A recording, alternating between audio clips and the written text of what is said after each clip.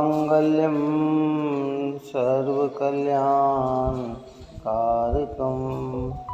प्रधानं सर्वधर्माणां जैनं जयतु शासनं जैनं जयतु शासनं जैनं जयतु शासनं।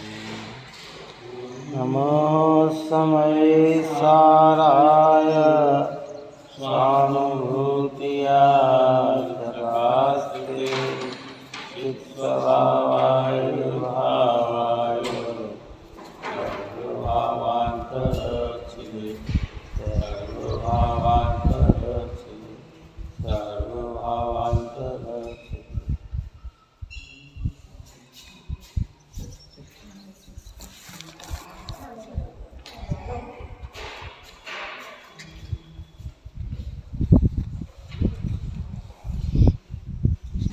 गाथा अपनी 270 नंबर की पूर्ण हुई।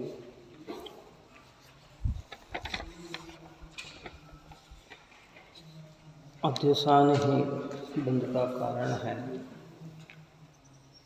और वो अध्यवसान मिथ्या दर्शन, मिथ्या ज्ञान और मिथ्या चारित्र है। अब यहाँ बारंबार अध्यवसान शब्द कहा गया है, तो वह अध्यवसान क्या है, ऐसा प्रश्नवाचक एक चिन्ह है कि ऊपर की इतनी गाथाओं में बार बार एक ही शब्द को मुख्य किया गया कि अध्यवसान ही बंध का कारण है। तो ये अध्यवसान क्या है?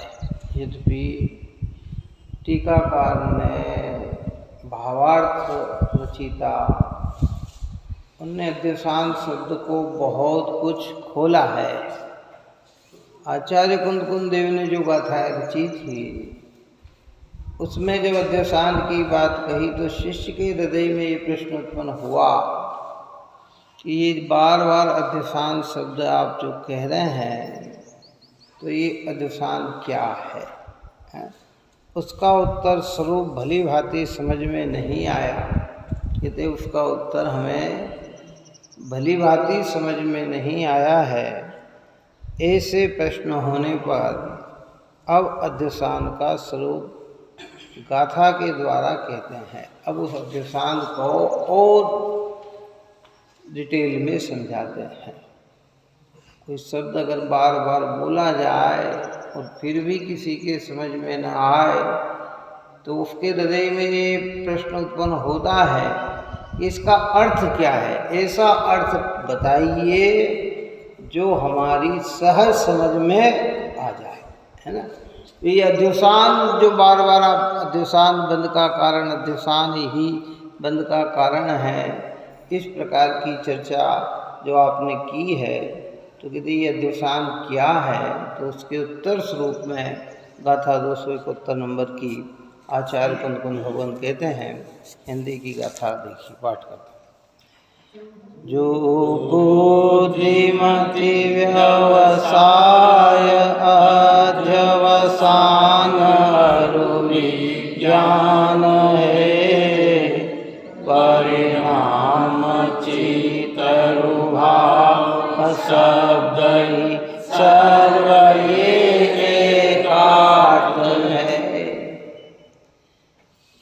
कि सर्व ये एकार्थ, एक ही अर्थ को बताने वाले हैं।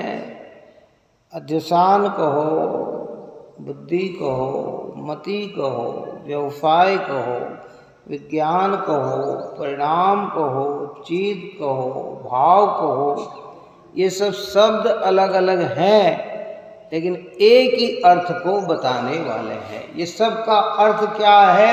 अध्यवसान।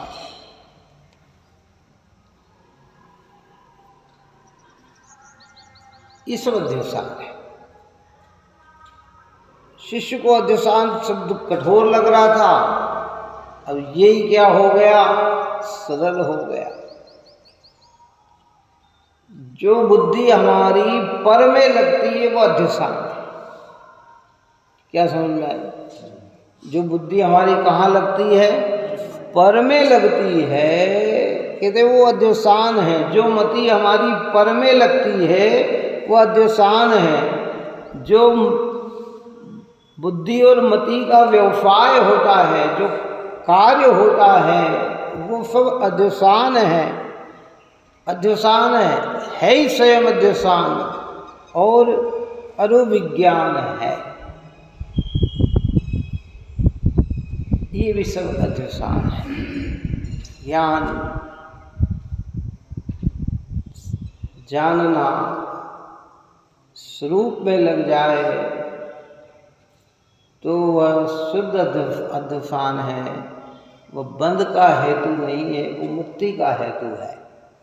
लेकिन यही ज्ञान अगर पर में लगता है तो ये ज्ञान क्या है? अध्यवसान है ना।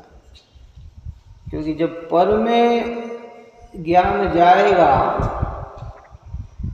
तो निश्चित मानिए कि इष्टानिष्ट तो होगा, अच्छा बुरा तो होगा, सुख दुख तो होगा, रखने योग्य छोड़ने का विकल्प तो आएगा, है ना। तो ये सब भाव क्या है? अध्यवसान है। परिणाम कहो, बातचीत कहो, रूभाव कहो, शब्द ही सर्व ये एकार्थ हैं। बुद्धि, व्यवसाय, अध्यवसान, मति, विज्ञान, चित्त भाव और परिणाम ये सब एकार्थ ही है। अर्थात नाम अलग अलग है किंतु अर्थ भिन्न नहीं है। नाम अलग अलग है लेकिन अर्थ है। कई एक शब्द होता है और उसके अर्थ अनेक होते हैं, कई अनेक शब्द होते हैं और अर्थ एक होता है। हरी बात समझ में क्या है? एक शब्द का अनेक अर्थ हो सकते हैं, अनेक शब्दों का एक अर्थ हो सकता है।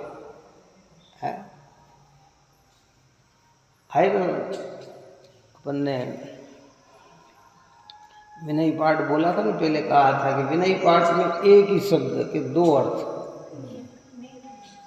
तुमरी नेक सुदृष्टि ते जब उतरत है पार, हाँ डूबियो जात है नेक निकार निहार। और वो नेक एक शब्द और बीच में भी नेक। एक नेक का अर्थ पवित्रता, एक नेक का अर्थ दोष।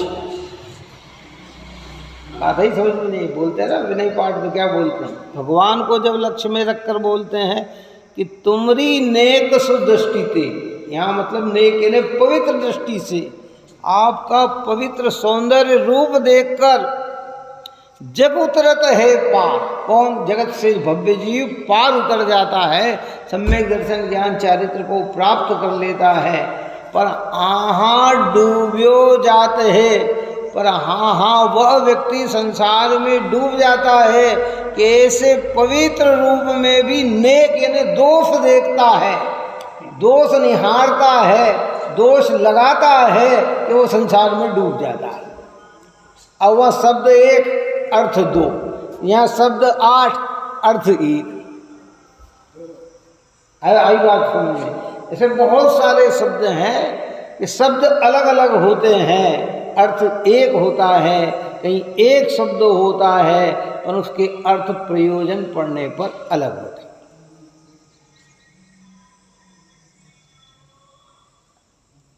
ये 8 प्रकार की चर्चा अध्यवसान के रूप में की गई है।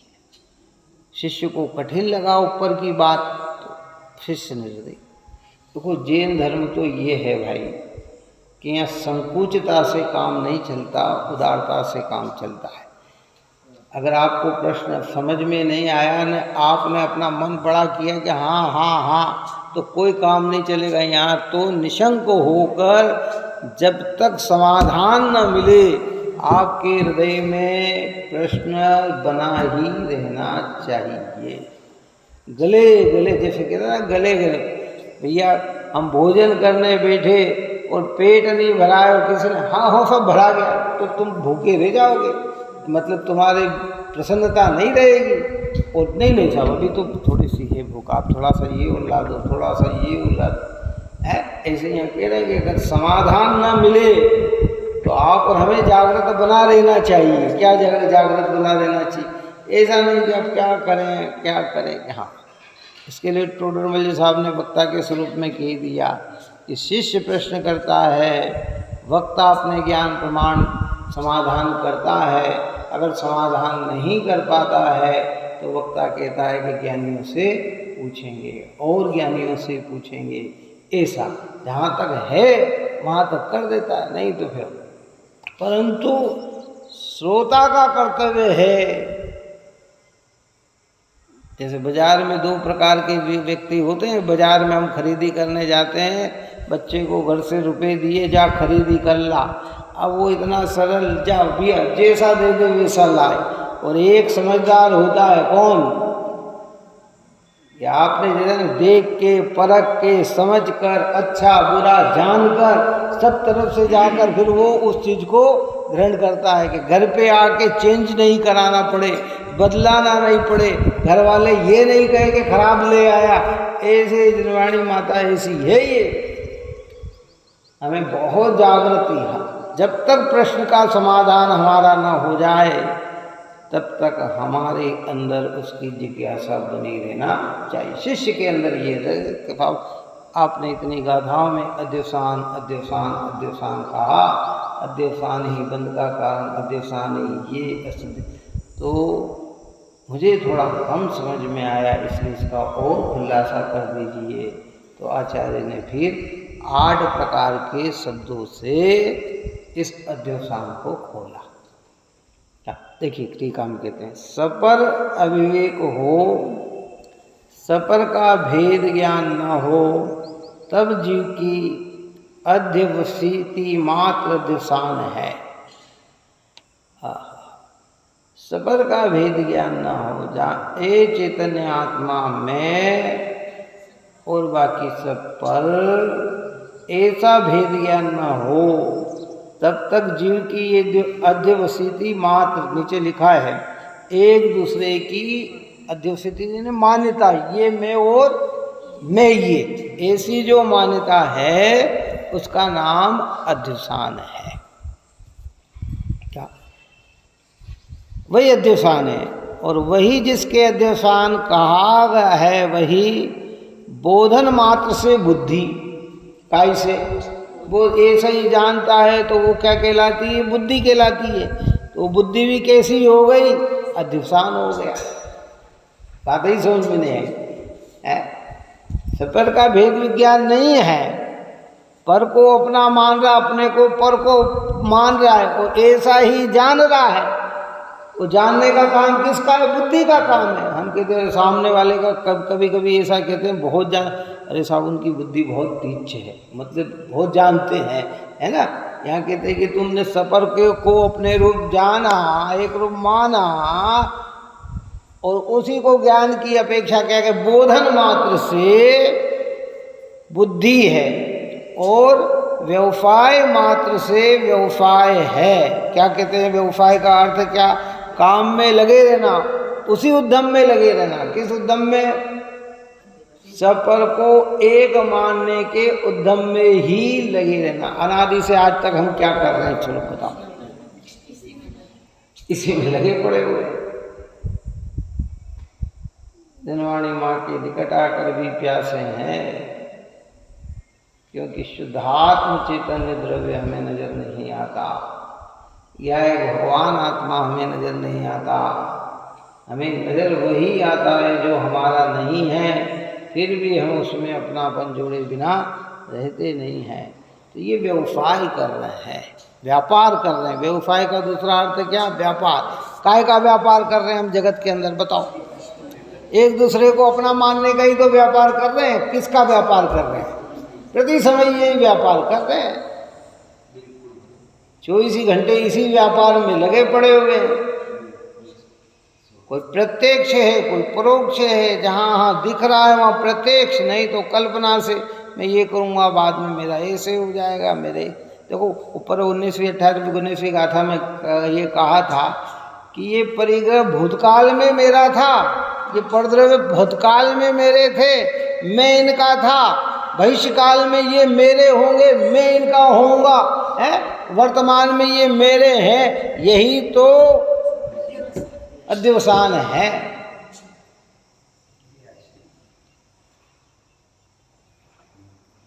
क्या करे जी। अब यहाँ जनवाणी के निकट आ गए। मैं और मेरा, स्वप्न में भी मुझे मेरा लगे तो चैतन्य पना और मैं लगे तो चैतन्य पना है। देहादि अपनी जगह है, शरीर आदि अपनी जगह है, कर्म नो कर्म अपनी जगह है, उदय अपनी जगह है, संयोग अपनी जगह है, विकारी परिणाम अपनी जगह है, नहीं है ये बात नहीं है, लेकिन ये सब मेरे नहीं है। एक बहुत अच्छा व्यक्ति, पढ़ने में बहुत अच्छा बढ़िया व्यक्ति, फर्स्ट क्लास पास हुआ, कोई हुआ गवर्नमेंट ने या अन्य एक अच्छे विदेश में उसकी नौकरी का ऑफर आ गया, वो चला गया, विदेश चला गया, वहाँ देख रहा है, सब दिखते हैं उसे, लेकिन अपनापन किसी में नहीं दिखता। क्यों नहीं दिखता उसको? वहाँ सब नजर आ रहे हैं, लेकिन उसमें उसका अपनापन नहीं है। क्यों नहीं है? क्यों जानता है कि मैं हिंदुस्तानी हूँ, मैं बाहर का नहीं हूँ, मैं हिंदुस्तानी हूँ, तो मेरा अपनापन तो काय में है, हिंदुस्तान। तो वो प्रक्रिया नहीं हो रही। ऐसे ज्ञानी धर्मात्मा के भी उदय में सब चीज है, लेकिन वो जानता क्या है कि मैं क्या हूँ, मैं तो एक चैतन्य हूँ। शरीर नहीं है कि इंद्रिय नहीं है कि मन नहीं। अभी क्या मान रहा था? उनको अपने रूप मान रहा था और अपने को उन रूप मान रहा था। युगल जी की उसमें कहा था ना कि लगा गधों के साथ अरे जो सी कोई लासानी हो, या निज को अंग्रेज समझता कोई हिंदुस्तानी हो। है हिंदुस्तानी व्यक्ति अंग्रेजों के बीच में रहकर अपने आप को क्या मानने लगा? अंग्रेज मानने लगा। है गधों के साथ सिंह रहते हुए अपना सिंह कैसा मानने लगा? गधा मानने लगा। ऐसा आप और हम चैतन्य होते हुए भी जड़ पदार्थों के साथ रहते हुए अपने को क्या मान रहे हैं? जड़ मान रहे हैं। जिस संयोग में जाते हैं उस संयोग में कैसे मानते हैं? वैसा मानते हैं। और वही ज्ञानी हो जाए तो फिर क्या होगा? है कि वो अंग्रेजों के बीच में रहते हुए भी अपने को क्या अंग्रेज नहीं मानता। वो क्या कहता है? मैं कौन हूँ? मैं हिंदुस्तानी हूँ। गधों के बीच में रहकर भी वो सिंह अपने को गधा नहीं मान सकता। वो जानता है कि नहीं, मैं तो सिंह हूँ। ऐसे एक चैतन्य हमारी दृष्टि में चढ़ जाए तो दुनिया के सारे पदार्थ होते हुए भी वो यही जानेगा कि मैं तो चैतन्य चैतन्य और चैतन्यमय हूँ। तो फिर काय का व्यवसाय करेंगे? अभी काय का व्यवसाय हो रहा है? पर सफर को एक मानने का व्यवसाय हो रहा है। दो द्रव्य में एक पना मानने का व्यवसाय हो रहा है। दो द्रव्य में स्वस्वामी संबंध जोड़ने का व्यवसाय हो रहा है। दो द्रव्य में कर्ता कर्म संबंध जोड़ने का व्यवसाय हो रहा है। दो द्रव्य में भोक्ता भोग्य जोड़ने का व्यवसाय हो रहा है। निरंतर व्यवसाय कर रहे हैं। ये व्यवसाय ही अध्यवसान, मतलब ये जो भाव आ रहे हैं ना, ये बंधन स्वरूप तो है हमारे। निर्बंध थोड़ी होते हैं इन भावों से। निर्बंध के लिए तो क्या एक ज्ञायक भाव, उसको भी अध्यवसान कहा। एक ज्ञान मात्र की अनुभूति में निर्मल जो परिणाम उत्पन्न हुआ वह भी अध्यवसान है, लेकिन वो बंध का हेतु नहीं है, वो मुक्ति का हेतु है। और ये जिनकी चर्चा कर रहे हैं ये काय का हेतु है? ये बंध के हेतु है। केला अध्यवसानी, उसको भी अध्यवसान कहा। अध्यवसान का सामान्य अर्थ कहा ना भाव, आगे आ रहा है ना भाव, परिणाम। अब वो परिणाम निर्मल परिणाम है। परिणाम तो है, वो निर्मल है। तो निर्मल परिणाम बंध के कारण नहीं है, अशुद्ध परिणाम बंध के कारण है। क्या है ना? देखो क्या बोधन विज्ञप्ति मात्र से विज्ञान है, क्या कहते हैं, विज्ञप्ति मात्र से विज्ञान है, बस ये विज्ञान, ये ज्ञान, ये सब पर में लगाना हो, काय से काय में लगाना। जो बंध के हेतु है वे पर में लगते हैं, और जो निर्बंध के हेतु हैं वो स्व में लगते हैं। विकार कभी निर्बंध का कारण नहीं होता और स्वभाव कभी बंध का कारण नहीं होता। संयोग से न बंध होता है न मुक्ति होती है। इससे संयोग पास में भी खड़ा है और विकार नहीं है तो कोई बंध नहीं होगा, और संयोग नहीं भी है और विकार है तो बंध होगा। बात ही समझ में कि नहीं आई? संयोग बिल्कुल भी नहीं है और आपके भावों में संयोगी भाव बने हुए हैं तो बंधन निरंतर हो रहा है, और संयोग पास में पड़ा है और आपका कोई भाव नहीं है तो वो संयोग आपके लिए बंध का हेतु नहीं है। स्वभाव का अवलंबन निर्बंध। समोसरण में विराजमान अरिहंत देव, सारा जितने भी लोग भगवंत के दर्शन पूजन करने गए, भगवान आपका समोसरण कितना पवित्र है, धन्य हो गया मैं समोसरण देखकर, फिर भी उनके किंचित भी उसका लगाव नहीं है। कई मुनिराजों की भी महिमा गाई जाती है, बड़े बड़े संघ होते हैं, बड़े बड़े, जैसे कहते हैं और धन्य है अकंपन आचार्य 700 मुनिराजों का संघ था, लेकिन उनका 700 मुनिराज संघ में किसी में भी एकत्वपना नहीं था। मुनिराज थे 700, लेकिन वे अंदर में किसको मानते थे? एक को ही अपना मानते।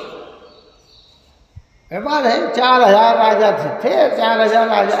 देखो आदिनाथ भगवान के साथ 4000 दीक्षित हुए, आदिनाथ भगवान ने तो देखा भी नहीं उनकी तरफ, तो अपने में मस्त हो गए। अब उनको ऐसी अद्भुत निधि मिली थी कि उन्हें कोई पीड़ा नहीं हुई, पर उनको देखकर जो लोग बन गए थे उन्हें स्वभाव पकड़ में नहीं आया था, संयोग छोड़ा था, तो भी बंध की प्रक्रिया क्या थी? चालू थी। ऐसे ही आप समझाना चाहते हैं। चेतन मात्र पने से चित है, ये चित हमारा चित्त उज्जवल है, पवित्र है, यानी ये शुद्ध भाव। हमारा चित्त मलिन है, यानी ये अशुद्ध भाव। हमारे चित्त में बड़ी अशुद्धता हो गई सर, चित्त हमारा बड़ा व्याकुल हो गया, चित्त हमारा बड़ा दुखी हो गया। ये सब हमारे बंधन मात्र है, अद्युसान है। इनको भाव को हो, परिणाम को हो, परिणति को हो, ये सब एक ही बात है, एकार्थ शब्द है। क्या? तो चेतन के भवन मात्र से भाव है, चेतन के परिणमन मात्र से परिणाम है। इस प्रकार यह सब शब्द एकार्थवाची है। कैसे हैं? एक अर्थ को बताने वाले हैं, एक अर्थ को बताने वाले, अलग अलग अलग है। क्या भारत में कितनी भाषा चलती है? भारत में कितनी भाषा चलती है? 50 भाषा तो चलती होगी, क्या चलती होगी ना। जैसे हम कहते हैं कि भारत हमारा है, इंग्लिश में क्या कहा जाएगा? इंडिया हमारा है। हिंदू कहेगा हिंदुस्तान हमारा है। पर ये सब किसको बताते? एक ही अर्थ को बताते कि अनेक अर्थ को बताते है? अब वो महाराष्ट्र में बोलेंगे तो वो उसकी कोई और ही भाषा होगी। कैसी भाषा होगी? तमिल में बोलेंगे तो और कुछ और भाषा होगी उसकी, है और कुछ भाषा होगी। आदिवासियों की इनकी भाषा में ये बात करें तो आपको समझ में ही नहीं आती कि ये क्या बोल रहे हैं। इस प्रकार की बात करते हैं कि आप हमारे समझ में ही नहीं आती। उनकी भाषा है, लेकिन अर्थ कितना है उस सबका? एक अर्थ है। ऐसे ये 8 प्रकार के शब्द होने पर भी इन सब का अर्थ एक ही है। ये सब अध्यवसान बंध के हेतु हैं। जो भी पर में लगा भाव वो सब अध्यवसान। अब हमें अध्यवसान से बचना है तो क्या करना है? अपने उपयोग को समेटकर अपने में लगाना, अपनी श्रद्धा को समेटकर अपने में लगाना है।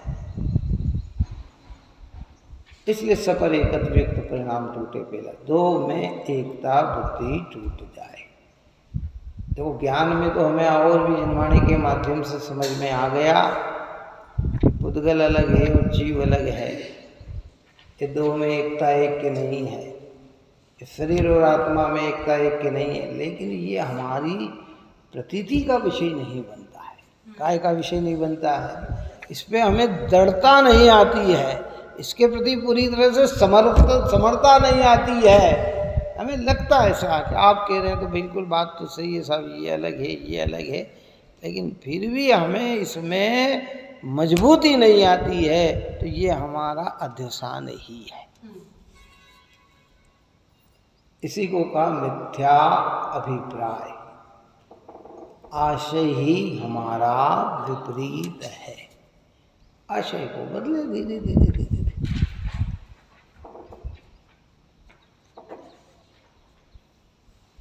और बहुत सारे दृष्टांत इसके पूर्व में अपन दे चुके हैं कि भाई देखो जनवाणी माता एक ही बात कहती है, ज्ञान सहजता से बढ़े तो बढ़ाओ और न भी बढ़े तो अपना श्रद्धान को मजबूत करो, परिणाम को निर्मल बनाओ, अपने भावों को पवित्र करो। बढ़े तो बहुत सौंदर्य बात है।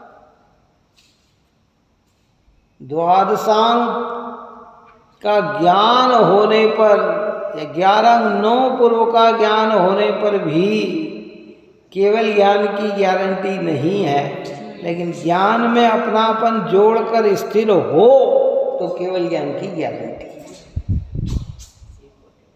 वो केवल ज्ञान की गारंटी है।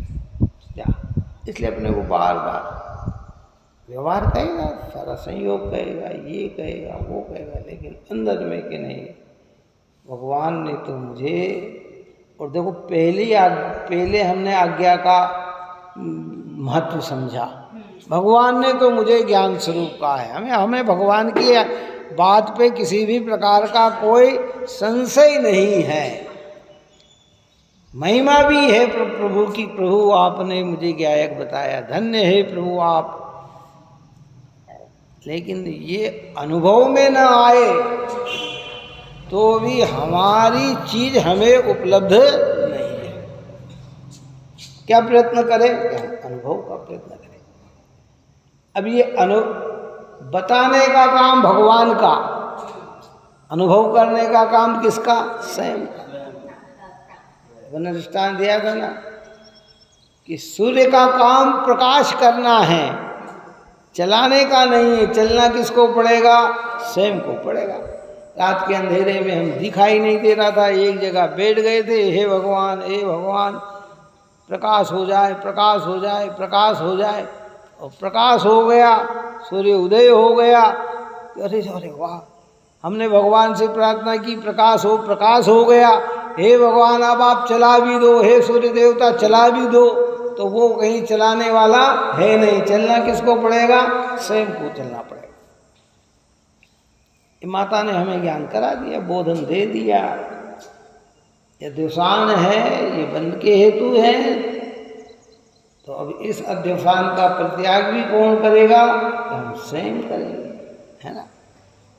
देखिए भावार्थ हम कहते हैं, और भी कोई समझ में ना आए तो अपन चिंतन और कर सकते हैं इस विषय पर। यह तो बुद्धि आदि 8 नाम कहे गए हैं, वे सभी चेतन आत्मा के परिणाम हैं। जब तक सपर का भेद ज्ञान न हो तब तक जीव को जो अपने और पर के एकत्व के निश्चय रूप परिणति पाई जाती है उसे बुद्धि आदि 8 नामों से कहा जाता है। तो भावार्थ में और बढ़िया बात आचार्य ज्ञानी जन हमें कहते हैं कि ये जो बुद्धि आदि 8 नाम कहे गए हैं वह सभी चैतन्य आत्मा के परिणाम है। किसके परिणाम है? अब यहाँ थोड़ा ध्यान, प्रमाण ज्ञान का विषय चल रहा है। काय का चल रहा है? प्रमाण ज्ञान, है ना। उसके अंदर ये जितने भी भाव, जितने भी परिणाम, जितने भी आते हैं, ये सब आत्मा की ही परिणति है। जब नए ज्ञान की चर्चा करते हैं और शुद्ध मतलब निश्चय नहीं से जब कहते हैं और ऊपर की गाथा में इन परिणाम को, इन अध्यसान भाव को हमने पुद्गल की परिणति कही है। 29 बोल कहे ना हमने, वर्णाधिक से लेकर गुणस्थान पर्यंत तक सब भाव पुद्गल से रचे हैं, पुद्गलमय है। न मैं इनका हूँ, न ये मेरे हैं, है ना। ये वर्णाधिक से गुणस्थान तक के सारे भाव, वर्णगंध स्पर्श रस मोह राग और देश पुद्गल के परिणाम हैं। इनमें आत्म न लेस कि वो अपेक्षा अलग और यहाँ अभी अपेक्षा अलग। कि ये जितना भी हमारे ये मलिन भाव किसके हैं? कि मेरे ही हैं। किसके हैं? अभी भेद ज्ञान जब नहीं हो, जब तक किसके हैं? और जब इनके स्वरूप समझ में आता है कि ये मलिन भाव दिखते तो मेरे अंदर हैं, पर ये मेरे स्वाभाविक भाव नहीं है, ये वैभाविक भाव है। अनादि से ये भाव मुझ में चल रहे हैं, परंतु ये मेरे स्वाभाविक नहीं है। और इन भावों के होने से मेरी आत्मा में कहीं भी शांति की उत्पत्ति नहीं है। तो फिर मैं कौन हूँ? कि मैं एक चेतन तत्व हूँ। और चेतन में और इनके अंदर जब भिन्नता का भाव होने से जब एकत्व टूट जाता है, तो वहाँ ये 8 प्रकार के दृष्टि अपेक्षा अध्यवसान निकल जाते हैं। आई बात समझ में नहीं आई? ये भी कह सकते हैं ये निकल गए, ये आपने शब्द लगाया, लेकिन ये भी कह सकते हैं कि ये भाव अध्यवसान पलट जाते, निकलेंगे तो छठे के बाद बस वही निकल जाता, मतलब परिणति में होते नहीं है, बस इतनी सी बात। अब वो मोटा अध्यवसान मिथ्यात्व वाला, फिर उसके बाद तो अध्यवसान वहाँ तक चलेगा जहाँ तक पूरी तरह से शुद्धता का भाव प्रकट न हो जाए। लेकिन वो अध्यवसान नहीं है जिसकी चर्चा यहाँ की जा रही है। आनंद बंध के कारणों को जिसको बताया जा रहा है, वो अध्यवसान भेद ज्ञान होकर, सपर भेद ज्ञान होकर आत्मा में आत्मपन जुड़ जाने से उस प्रकार का अध्यवसान। अब क्या मति? अब मति का है, अब उसके आगे हमने मति के आगे 2 शब्द लगा दिए, एक सुमति एक कुमति। अब वही मति पर का कार्य कर रही है तो कुमति हो गई, और वही मति स्व का कार्य कर रही है तो सुमति हो गई। ज्ञान के आगे 2 लगा दिए, कुज्ञान और सुज्ञान। सम्यक ज्ञान या मिथ्या ज्ञान है। अपना कार्य करे तो सम्यक ज्ञान, पर का कार्य करे तो मिथ्या ज्ञान है। ऐसा समय कहा ना, समय। अभी कि यहाँ अपनी प्रारंभिक गाथा चली ना, दूसरी तीसरी गाथा है ये समय। अब समय में आचार्य ने एक ससमय डाल दिया, एक पर समय। जीव चरित्र दर्शन ज्ञान स्थित ससमय निश्चय जानना, स्थित कर्म पुद्गल प्रदेशों पर समय जीव जानना। कि भाई समय यानी आत्मा। अब उस आत्मा में जो आत्मा कर्म पुद्गलों के मध्य में रहकर राग देश मोह रूप ही परिणमता है, वह पर समय है। और जो आत्मा सम्यक दर्शन ज्ञान चारित्र रूप परिणमता है, वह ससमयी है। वह ससमय मुक्ति का कारण है और पर समय संसार का कारण। ऐसी बुद्धि, सम्यक बुद्धि हो तो मुक्ति का कारण, और मिथ्या बुद्धि हो तो संसार का कारण। और उसको ये अध्यवसान में गर्भित किया गया है। विचार करने जैसी चीज है भाई। पुत्र कैसा होता है? क्यों? पुत्र तो पुत्र। अब उसके आगे सुपुत्र और कुपुत्र कब लगता है? अनुकूल चले तो कहते सुपुत्र, प्रतिकूल चले तो कहते कुपुत्र है। क्यों? यही व्यवस्था है ना, व्यवस्थित व्यवस्था है। ज्ञान तो ज्ञान है। हमारे यहाँ लिखा ज्ञान स्वभावी जीव तत्व को आत्मा कहते हैं। आत्मा तो खाली बस इतना ही है। अब जिसकी दृष्टि बहिर्मुख है उसको कहा बहिरात्मा, जिसकी दृष्टि अंतर्मुख है उसको कहा अंतरात्मा, और जो अंतर्मुख होकर स्थिर हो गया उसका नाम है परमात्मा। लेकिन वो आत्मा कैसा है कि वो तो आत्मा ही है। हम बहिरात्मा कहलाते हैं। क्यों कहलाते हैं? कि हमारी दृष्टि बाहर से जुड़ती है, शरीर से, इंद्रिय से, मन से, वाणी संयोग से, रुपया पैसे बाह्य पदार्थों की प्रवृत्ति से हम अपने को जोड़ते हैं, इसलिए हम बहिरात्मा कहलाते हैं। ज्ञानी इन सब से हटकर अपने ज्ञान से अपने को देखता है, वो अंतरात्मा कहलाते हैं। और धन्य हो गए परमात्मा कि जो इसी में लीन हो गए और अपने को अपने में स्थिर हो गए।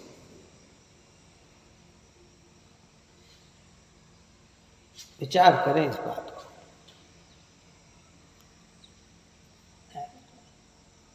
क्या करें? यानी परिवारों को जेल समझता है, परिवारों को जेल समझता है, किसको? बंधन समझता है। जेल का मतलब बंधन है। हम परिवार को कैसा मानते हैं? बंधन नहीं मानते, हम दुखद रूप नहीं मानते हैं।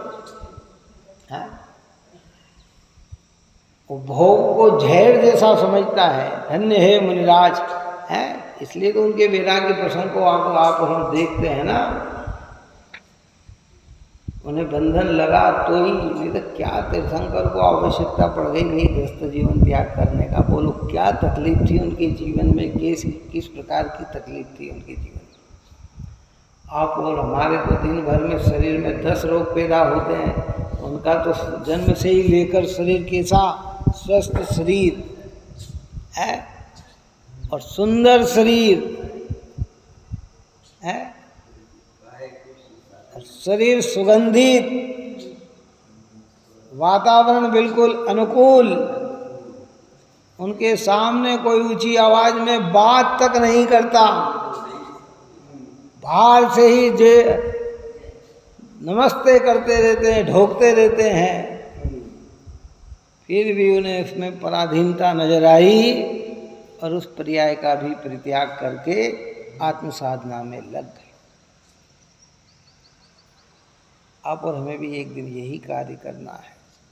दृष्टि में तो अभी ले इसको, ऐसी आत्मा को, कह रहे मेरा स्वभाव भी ऐसा ही है।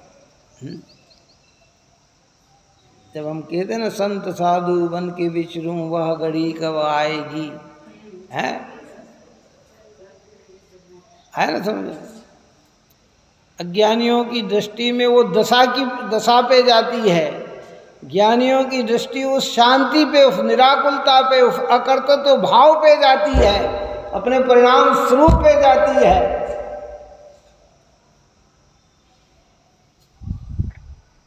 व्यवहार कहते हैं जब अंदर में ये दशा होगी तो बाहर में भी दशा ऐसी होगी।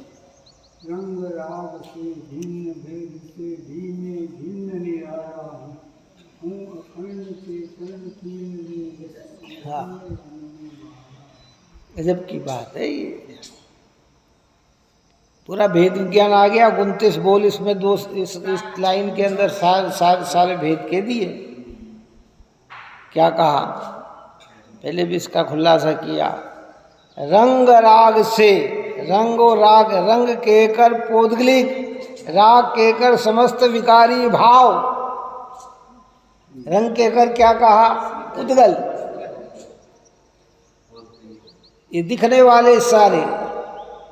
और राग कहकर संपूर्ण विकारी भाव। रंग राग से, फिर आगे कहा कि भिन्न भेद से, ये अंदर आत्मा के गुणों की भेदता से भी मैं भिन्न, ये परिणतियों से भी मैं भिन्न।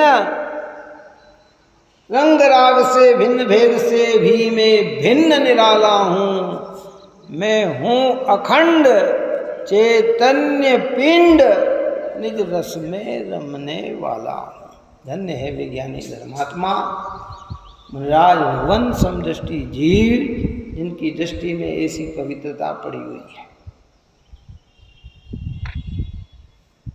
गुणों का भेद भी जिनको अंदर में सुहाता नहीं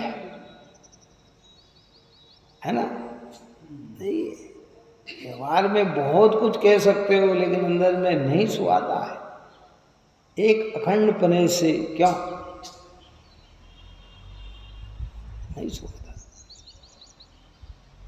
भारत के प्रधानमंत्री को पूरा अखंड भारत एक जैसा चाहिए। एक एक प्रदेशों की चर्चा उसे नहीं सुहाती है। मध्य प्रदेश में ये हो गया ना, उत्तर प्रदेश में, अरे नहीं ये मत कहो, ये भारत में ऐसा हो गया, भारत में ये है। क्या है? प्रक्रिया तो उस चीज की है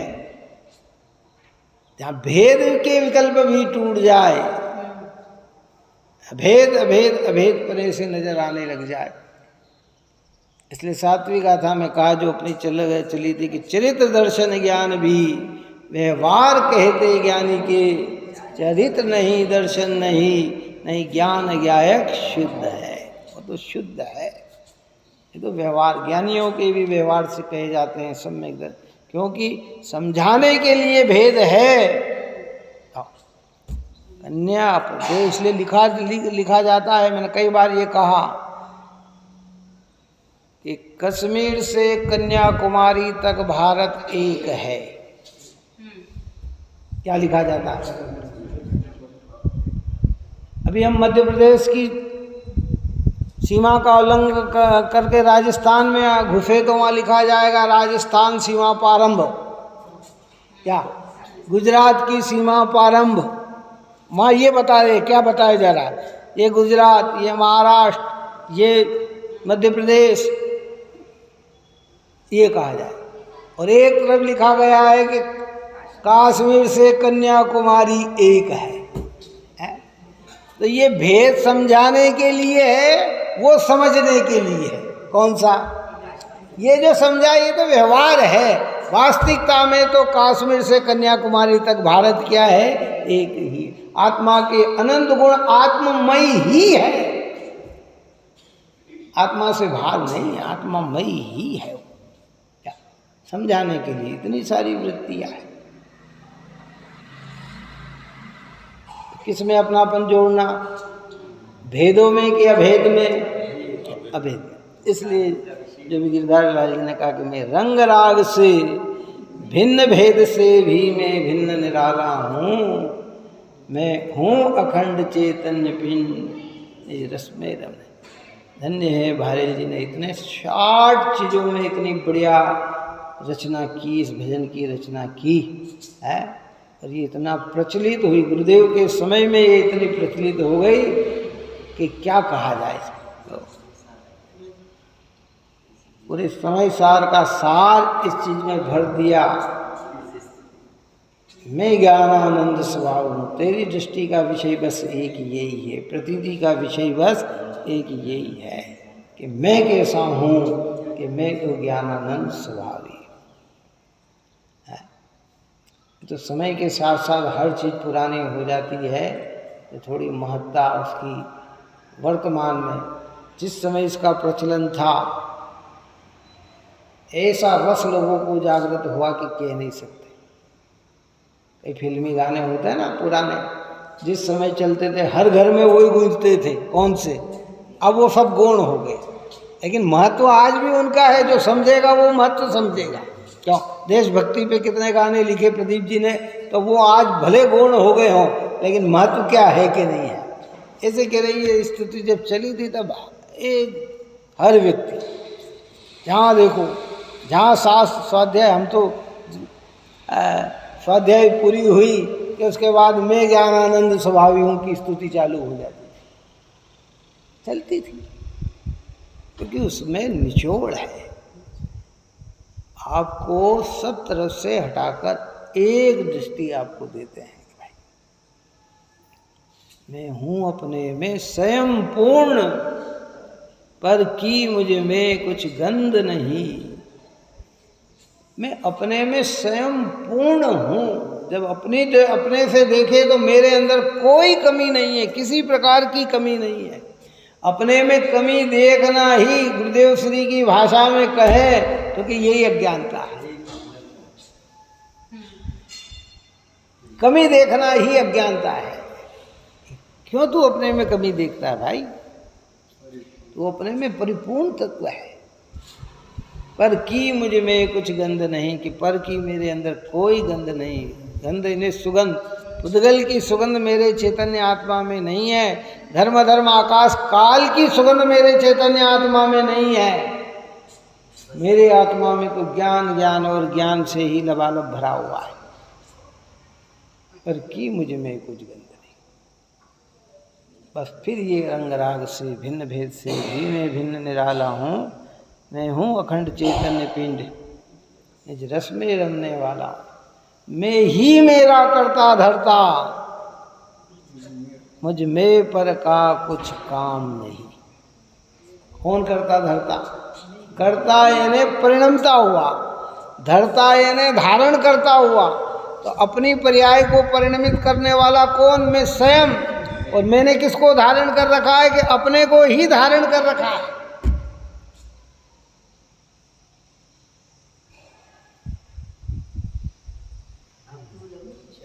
हाँ, सब चीज छिपी हुई है। इसलिए थोड़ा सा इसके अंदर हम विचार चिंतन डले ना, वो भाई बाह्य प्रसंग तो न जाने कैसे कैसे आएंगे, वो हमारे हाथ में नहीं है, नहीं है, नहीं है। उन प्रसंगों को हम बदल दे, ये हमारे हाथ में नहीं है। लेकिन अपना सही स्वरूप समझ ले, ये हमारे हाथ में।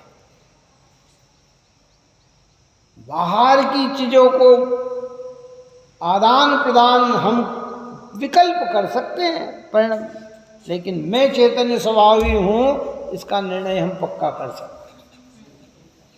इसलिए मैं ही मेरा करता धरता, मुझ में पर का कुछ काम नहीं।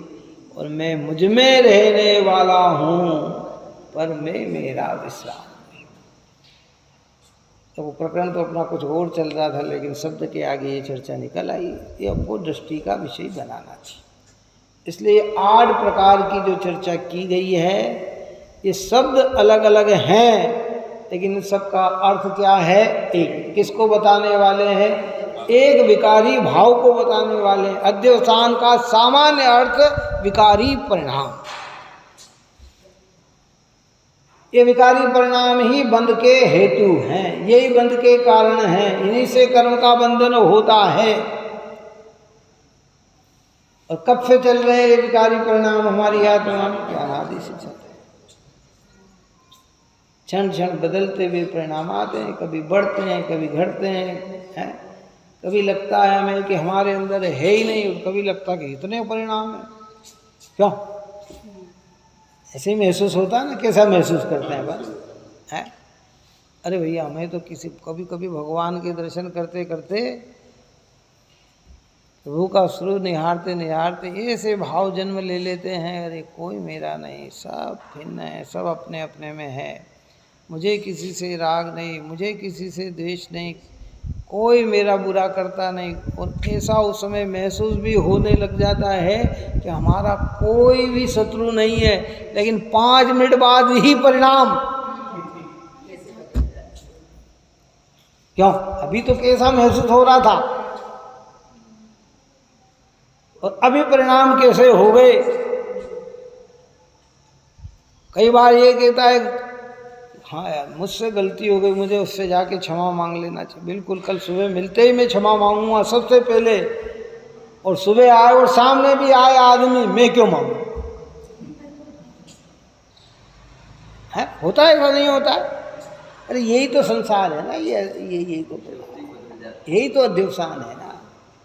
इसलिए भ्रम में नहीं देना। यहाँ कहना है अच्छे से अच्छे परिणाम आ जाए पुण्य के, और बुरे से बुरे परिणाम आ जाए पाप के, तो भी मेरी चैतन्य सत्ता से तो भिन्न ही है। इसका अर्थ ये भी नहीं निकालना कि हम जान कर करके खोटे परिणाम करें और कहें कि मेरी चेतन सत्ता से भिन्न है। उदय के अनुसार तो सब परिणाम आते। हाँ, उदय के अनुसार परिणाम होते हैं ऐसा कथन होता है, पर उदय से परिणाम नहीं होते हैं। उदय में हम अपना उपयोग अपने में रख नहीं पाते हैं, इसलिए परिणाम होते हैं। तो उदय पे आरोप आता है, क्या करें।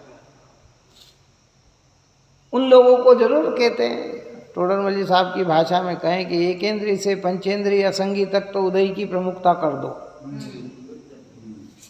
क्योंकि उनके हाथ में कुछ भी नहीं है।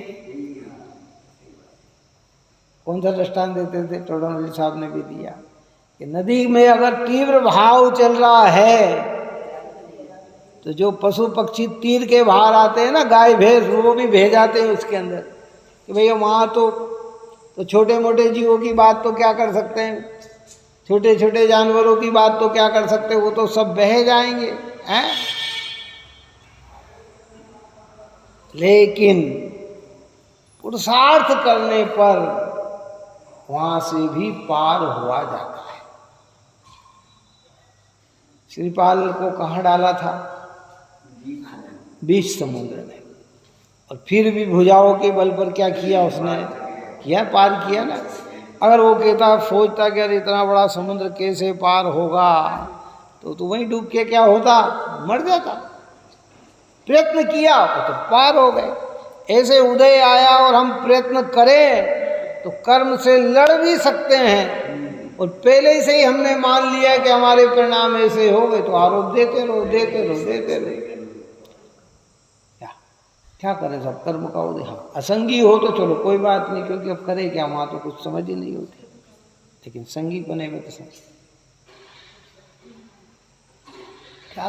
कोई व्यक्ति मनुष्य जीवन में जन्म ले ले, बहुत पुण्योदय से जन्म ले लिया, लेकिन जनवाणी का, सच्चे गुरुओं का, सम्यक ज्ञान का इतना अनादर करके आया कि बुद्धिहीन होता है, पागल होता है, कम बुद्धि का होता है, बार बार समझाने पर भी उसके कोई समझ में नहीं आती है क्या, तो वहाँ तो उदय की प्रमुखता कर लें, काय की प्रमुखता कर लें, क्यों, किसकी प्रमुखता वहाँ।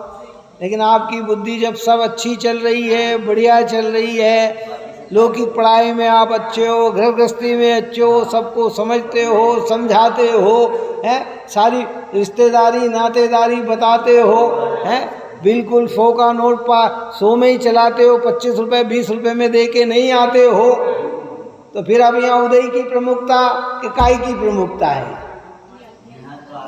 यहाँ तो अपना पुरुषार्थ से और आगे बढ़ सकता है ना, कि नहीं सब क्या करें, अब तो हमारे उदय हमारा ऐसा है कि यहाँ उदय की काम नहीं, यहाँ पुरुषार्थ, यहाँ तुम पुरुषार्थ के द्वारा आ सकते। प्रयत्न करने पर भी पार न हो पाओ, उदय को मुख्य करके परिणाम को संतोष कर लेना कि क्या करें, अभी मेरा उदय ऐसा है, लेकिन फिर भी प्रयत्न में कमी नहीं रखना। एक बार इतना, हर बार अपन इतना खुलासा क्यों करते हैं? क्योंकि छोटा सा भी सल अगर हमारे अंदर है, छल हमारे अंदर है, तो हमारे अनंत पुरुषार्थ को बिगाड़ देता है, इतना बिगाड़ देता है।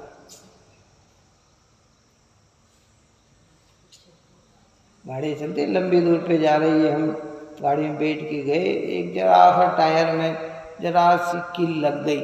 अरे इतने बड़े टायर में क्या होता है एक कील का, और चलाते गए तो वो पूरे टायर को क्या कर देगा?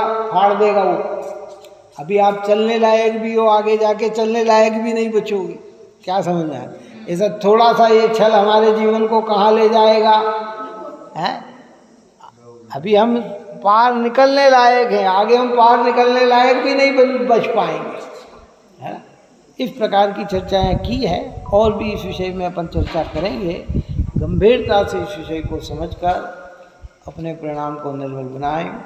परसों हमारी महान श्रुत पंचमी आ रही है, श्रुत अवतार आ रहा है, उत्साहपूर्वक हमें मनाना है, इसलिए समय अपन ने निश्चित किया ही है, व्हाट्सएप पे पंचवालिती पे डाला ही है, और जितना हम जनवाणी का बहुमान कर सकते हैं, गुणगान कर सकते हैं, क्योंकि इस कलिकाल में हमारे लिए सबसे बड़ी महत्वपूर्ण चीज़ कोई है तो वो ये श्रुत है, जो हमें सम्यक प्रकार से ज्ञान कराती है, और वहाँ पुराने आचार्यों से परिचित कराती है कि भैया इस धर्म में कौन कौन कैसे कैसे लोग हुए हैं।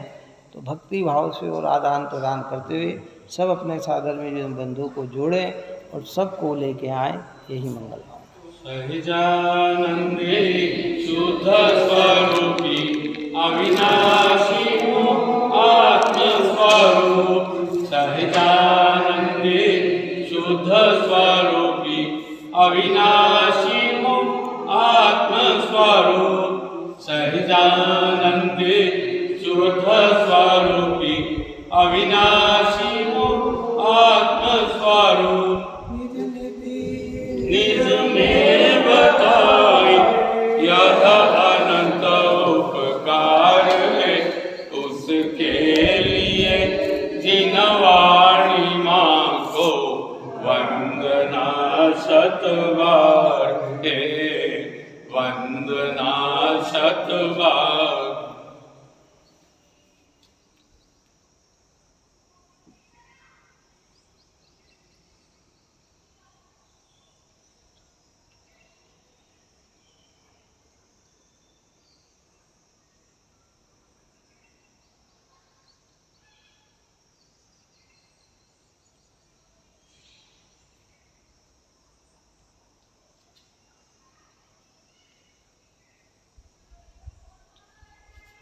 जावाणी के ज्ञान से सूझे लोकालो सुवाणी मस्तक सदा दे